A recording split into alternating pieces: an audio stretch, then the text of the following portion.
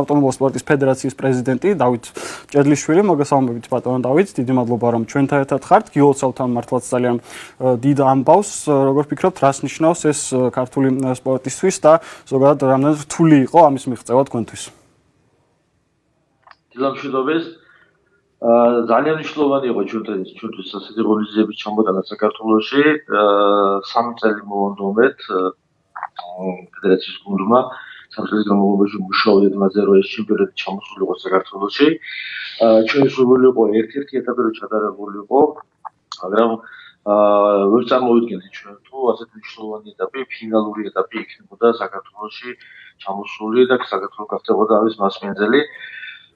გაიმართება ეს შეჯიბრება სექტემბრის თვეში და ტერიტორიად განსაზღვრული არის ბარათაშვილის ხიდი და ბარათაშვილის ხიდის მიმდებარე ტერიტორია.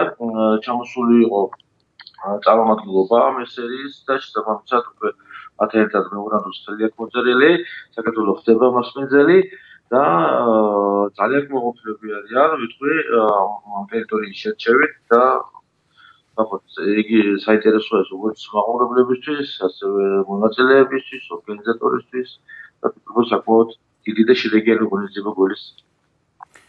ბატონო დავით, რა კრიტერიუმებით გამოარჩიეს საქართველოს, როგორ ფიქრობთ თქვენ რა იყო გადამწყვეტი ფაქტორი იმის რომ სწორედ საქართველოში ჩატარდება ეს ფინალური ეტაპი? გეტყვით იმას, რომ საქართველოში საავტომობილო სპორტი ასე ჩვენდაუნებურად სისხლში გვიძის, თქვა და საკმაოდ კარგი მონაცემები გვაქვს, კარგი სპორტსმენები გვყავს. ამაში ძალიან დიდი წვლილი მიუძღვის ჩვენს ერთ სპორტსმენს და ფედერაციის პირველ ვიცე-პრეზიდენტს მელულ მელაძეს, რომელიც 2 წლის განმავლობაში მონაწილეობას იღებდა ამ სერიაში და საკმაოდ გამოირჩეოდა თავისი აგრესიული ტარებით, საკმაოდ ისეთი მუხტი, მებრძოლი მუხტი შექმნა ხოლმე შეჯიბრებაში და შესაბამისად, როდესაც ისინი დააკვირდნენ ჩვენ ჩემპიონატის მიმდინარეობას თუ როგორი სპორტსმენები ყავთ და როგორ არიან მომზადებულები ისინი, ამიტომ ჩათვალეს თვითონ ტერიტორიაც, ის რომ ქალაქის ტერიტორიაზე იმართება ეს ყველაფერი და მათთვისაც საინტერესო გახდა ასეთი ლოკაცია. ავტოდრომები ევროპაში უამრავი არის და შესაბამისად ქალაქი სულ სხვა იერს აძლევს აი ამ შეჯიბრებას და პირიქით შეჯიბრება სხვა იერს აძლევს ქალაქს და მით უმეტეს ასეთ ისტორიულ ნაწილში ძალიან მნიშვნელოვანი იყო მათთვის ტერიტორიის აღმოჩენა. პლუს ჩვენი სპორტსმენები ქართული სპორტსმენების დიდი უმრავლესობა მიიღოს მონაწილეობას ამ შეჯიბრებაში და ეს უკვე ჩვენსაც საინტერესო არის როგორც სპორტის განვითარებისთვის, ასევე ძალიან მნიშვნელოვანი არის მათთვის ახალი ტერიტორიების აღმოჩენა და მათი არეალის გაზრდისთვის. ეს სწორედ ამ სპორტსმენებისთვის რამდენად იქნება დამატებითი мотиваცია რომ თბილისში გაიმართება ფინალი და რამდენად უფრო მეტად შეეცდებიან რა თქმა უნდა ფინალურ ეტაპზე გასვლას, იქნება თუ არა ეს ექსტრა мотиваცია, ასე ვთქვათ, მათთვის.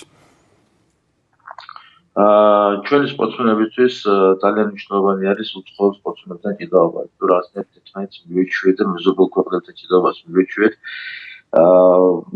ჩვენ ვართ ლიდერები ჩვენს რეგიონში, მაგრამ რაღაც ახალი სისხლი და ახალი გამოწვევები ყოველთვის საინტერესო არის სპორტში. შესაბამისად, ძალიან მნიშვნელოვანი არის ასეთი შეჯიბრების ჩატარება საქართველოში. ეს არა მარტო სპორტსმენისთვის არის კარგი, გეტყვით იმას, რომ ეს არის ძალიან მნიშვნელოვანი ქვეყნისთვის, ტურიზმის განვითარებისთვის, იმიტომ რომ დაახლოებით 200-მდე სპორტსმენი ჩამოვა უცხოეთიდან და თითოეულ მათგანს იმდენი მაყურებელი მოყოლებული გულშემატკივარი ტექნიკური ჯგუფი, რომ საკმაოდ დიდ ციფრებზე გადის შემოსავალი და მათ მიერ ახარჯული ქვეყნის ტერიტორიაზე. როგორც ვიცი, საქართველოში დრიფტის ფინალს დაესწრნენ გულშემატკივრები და რამდენად რეალური იქნება, რომ ამ ევროპის ჩემპიონატსაც პანდემიის მიუხედავად დაესწრნენ გულშემატკივრები, რაც რა თქმა უნდა საკმაოდ საინტერესო იქნება, იმიტომ რომ გამორჩეული იყო ამ ხრივ თქვენი ფედერაცია, რომ თქვენს მიერ ჩატარებულ ჩემპიონატს დაესწრნენ გულშემატკივრები. რამდენად რეალურია ის, რომ ევროპის ჩემპიონატის ფინალსაც დაესწრნენ გულშემატკივრები? საქართველოს ჩემპიონატი ჩვენ დავიწყეთ ყველაზე გვიან, ასე ვთქვი, ეს რაც შეეხება რეალურ რგოლებს, ჩვენ ჩემპიონატი დავიწყეთ სიმულირებული რგოლით, ეს კოვილდ პანდემიის პერიოდში და რეალურად ჩვენ აგვისტოს თვეში დავიწყეთ უკვე შეჯიბრებების ჩატარება რეალური რგოლებისა და დავამთავრეთ ნოემბერში.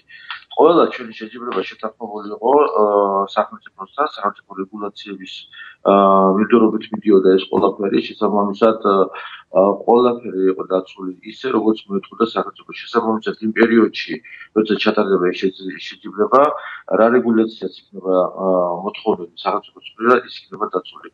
ასე რომ ჩვენ შეჯიბრებებზე კი ბატონო მოდიოდა ხალხი, ჩვენ ვცდილობდით რაც შეიძლება ქალაქიდან შულს გაგვეტანა ჩვენი შეჯიბრებები, რომ ხალხი არ ჩამოსულიყო, თუმცა ის ტერიტორიაც კი მომზადებული იყო ხალხის მისაღებად, სადაც ჩვეულებრივ ექიმების პერსონალი ყავდა აყვანილი, რომლებიც ამოწმდნენ მაყურებლებს, რომლებიც არეგულირებდნენ დისტანციას და ასე შემდეგ. თითქმის ყველა მაყურებელს გაუზომეს სიცხე და ყველას უგერდის პირბადი სტაციონარი. ბატონო დავით, რო შევაჯამოთ 2020 წელი, როგორი გამოვიდა საავტომობილო სპორტისთვის საქართველოში, რამდენად დაგაზარალთ პანდემიამ და რა გეგმები გაქვთ უკვე მომავალ წელს 2021-ში? იცით, პანდემიამ ზოგადად მთელი სპორტი დააზარალა, მე ისე ვიტყვი, რაღაცა განკუთვნილად საქართველოში, მაგრამ ჩვენთვის იყო ძალიან შედეგიანი. იმის მიუხედავად, რომ ჩვენ ცოტა შეჯიბრებები ჩავატარეთ, სულ ამ 4 თვის განმავლობაში ჩავატარეთ 34 შეჯიბრება, ჩავატარეთ ჩვენი ორგანიზატორების მეშვეობით და ფედერაციის კორჩიგნობით, მათ 34 ღონისძიება ჩატარდა. ამის მიუხედავად, იყო ძალიან შედეგიანი, ისე ვიტყვი, იმიტომ რომ საერთაშორისო ფედერაციასთან მუდმივად მიდიოდა მუშაობა და მუდმივად ხდებოდა კონსულტაციების გავლა. საქართველოს მოახერხა, ჩვენ მოახერხეთ და აზიის ზონიდან, რომელშიც ჩვენ დაუნებურად მოვდით, გადავინაცვლეთ ევროპის ზონაში. ეს არის ყველაზე სასიხარულო ამბავი და შესაბამისად საქართველოს ქართულ სპორტსმენებს უკვე მიეცემათ უფრო მეტი საშუალება, რომ უფრო მეტად განვითარდნენ ევროპის ქვეყნებში მონაწილეობა მიიღონ როგორც ზონალურ, ასევე ევროპის ჩემპიონატებში და ასე შემდეგ. შესაბამისად ჩვენთვისაც უკვე მნიშვნელოვანი იქნება ესეთი შეჯიბრებების ჩამოტანა, რომელიც ძალიან ყურებადი არის და ასევე მნიშვნელოვანი არის თითოეული ევროპელისთვის. შესაბამისად ჩვენ წელს პირველად დავაფუძნეთ digital სპორტი, რომელიც ახალი დისციპლინა არის საერთაშორისო ფედერაციაში, ეს არის სიმულირებული რგოლები. პირველად გაიმართა ქვეყნის ჩემპიონატი, საკმაოდ შედეგიანი, საკმაოდ ხარისხიანი იყო, იმდენად ხარისხიანი იყო, რომ ჩვენ ამ მიმართულებით გავხდით საერთაშორისო ფედერაციაში კონსულტანტები და წელსვე გაიმართა ერთი საერთაშორისო რგოლა იგივე სიმულირებულ რგოლაში, რომელშიც 10 ქართველი მონაწილეობდა, სულ იყო 30 მონაწილე, 20 იყო ევროპიდან და 10-ში 6 ქართველი აღმოჩნდა, პირველი და მესამე ადგილები დაიკავეს ქართველმა მღვრელებმა.